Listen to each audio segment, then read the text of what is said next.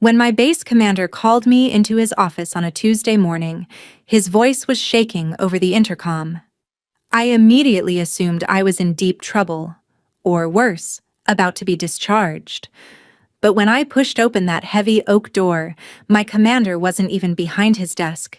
Instead, he was standing at rigid attention, sweat sweeping down his temple.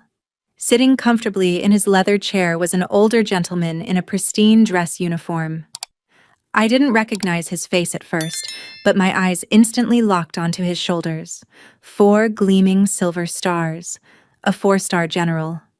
As I stood there frozen, the general looked up, smiled warmly, and said, "Hello again, Laura. I told you we'd meet under better circumstances."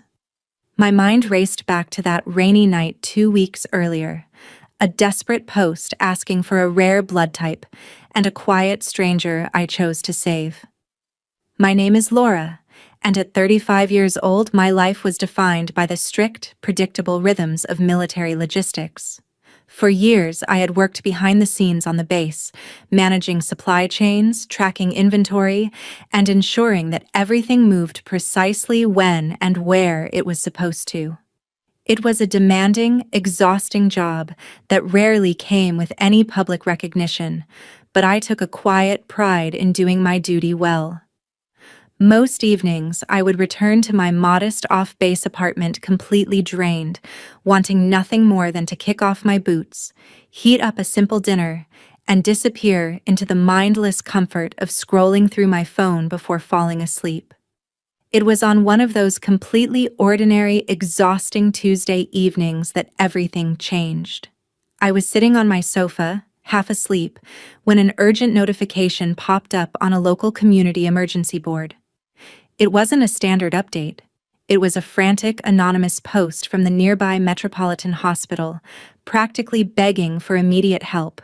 A patient had been admitted in critical condition following a sudden medical crisis, and the hospital's blood bank was completely depleted of O-negative blood, the rare, universal donor type.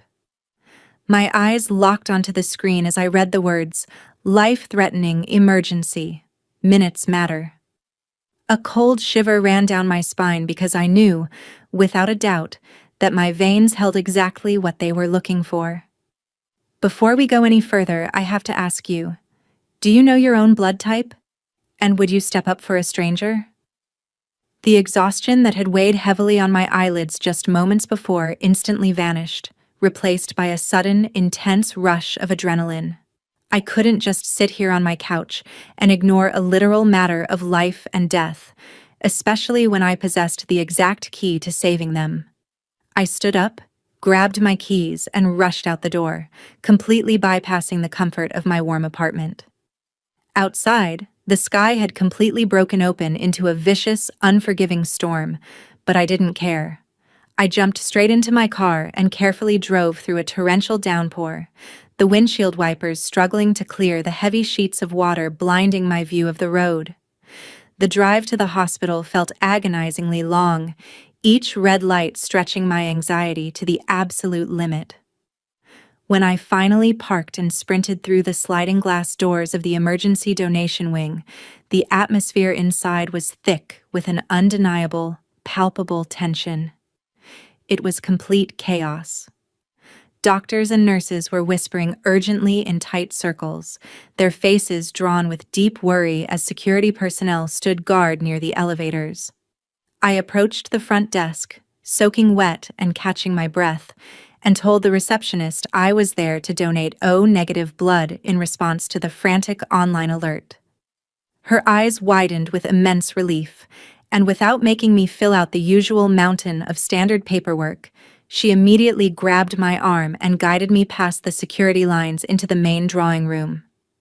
The nurse quickly guided me to a vinyl recliner, prepped my arm, and smoothly inserted the IV line to begin the donation process. As the dark red fluid began to flow into the collection bag, the heavy tension in my chest started to ease slightly. Just a moment later, the curtain rustled and an older man was ushered into the chair right next to mine. He looked utterly exhausted, his shoulders slumped and his face pale, as if he were carrying the crushing weight of the entire world on his back. He was wearing a faded, ordinary civilian jacket, and his eyes bore the deep, quiet strain of someone who had been awake for days fighting a losing battle. To pass the long minutes and distract ourselves from the steady hum of the medical machines, we struck up a quiet, comforting conversation. He spoke softly, with a calm but commanding undertone that immediately caught my attention despite his obvious fatigue. He looked at me with immense gratitude and thanked me profoundly for coming out in the middle of such a terrible storm on a moment's notice. Before the medical staff called him back toward the restricted upper floors, he leaned over and gently asked for my full name and my specific base assignment.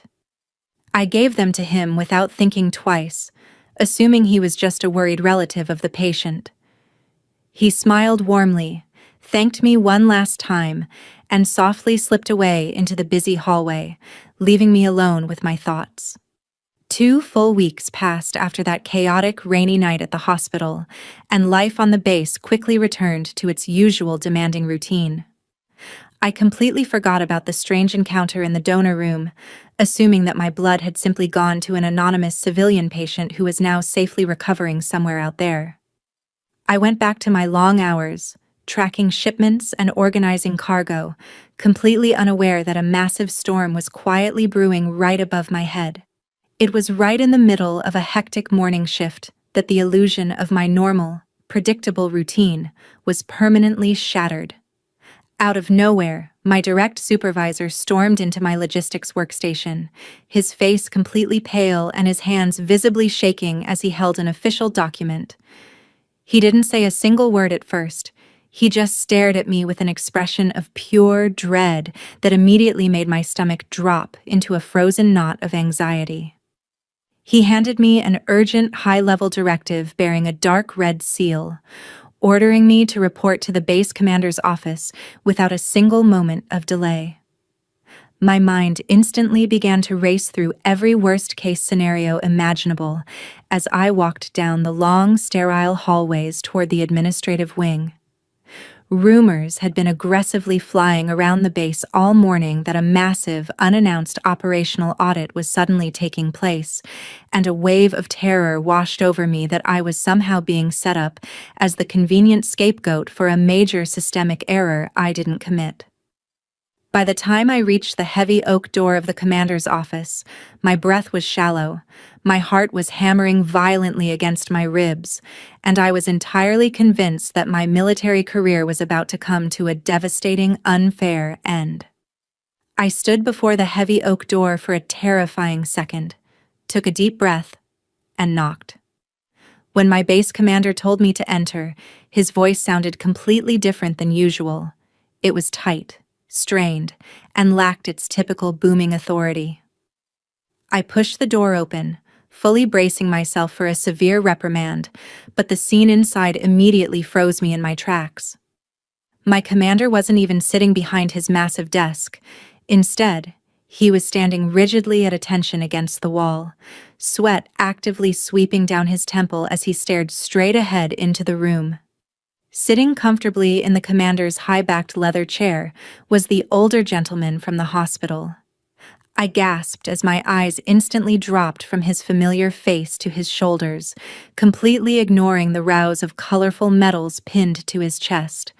There, catching the bright fluorescent light of the office, were 4 gleaming silver stars, a 4-star general. The faded civilian jacket was gone, replaced by a pristine dress uniform that commanded absolute authority. As I stood there completely paralyzed, trying to reconcile the powerful figure before me with the fragile stranger I had comforted in the clinic, the general looked up at me and smiled warmly. "Hello again, Laura," he said, his voice carrying a deep, reassuring calm that instantly shattered the tense silence of the room. "I told you we would meet again under much better circumstances than a rainy emergency room." He gestured for me to stand at ease, while my commander remained frozen like a statue beside us. The general explained that he had kept his identity completely hidden at the hospital for strict security reasons, as he was undergoing a highly classified medical procedure that could not be leaked to the public. But a man in his position never forgets a debt, especially one that saved his life. He opened a thick manila folder on the desk, and his warm expression instantly turned to cold steel as he looked up at my commander. The general revealed that his sudden visit wasn't an operational audit at all. He had personally initiated a deep-dive investigation into our base's administrative records because of me. With absolute authority, he exposed a small group of corrupt high-ranking officers on my base who had been quietly sabotaging my career, blocking my earned promotions, and skimming military logistics funds for themselves.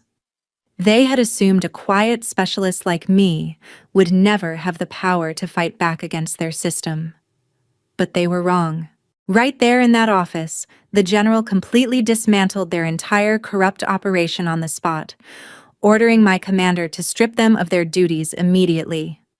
He then looked back at me, smiled, and handed me a newly signed directive that fast-tracked my well-deserved long-overdue promotion to Chief Logistics Officer, effective immediately. Walking out of the commander's office that afternoon, my new rank insignia heavy in my hand, I felt like a completely different person. I realized how a single selfless act of kindness, driven by nothing more than a desire to help someone in need, had completely transformed my career, my standing, and my entire perspective on life. The corrupt officers who tried to bury my hard work were gone, and my future on the base was finally bright and secure. It just goes to show that you never truly know the impact a small good deed can have on the world around you, or how destiny might choose to reward a bleeding heart. If you saw an anonymous post begging for help in the middle of a brutal storm, would you drive through it to save a complete stranger? Comment below with your thoughts and the city you are watching from, so I can see exactly how far Laura's story has traveled today. If you loved this journey, make sure to check out the 2 other incredible stories appearing on your screen right now. They are channel favorites and will definitely surprise you. Thank you for watching until the very end.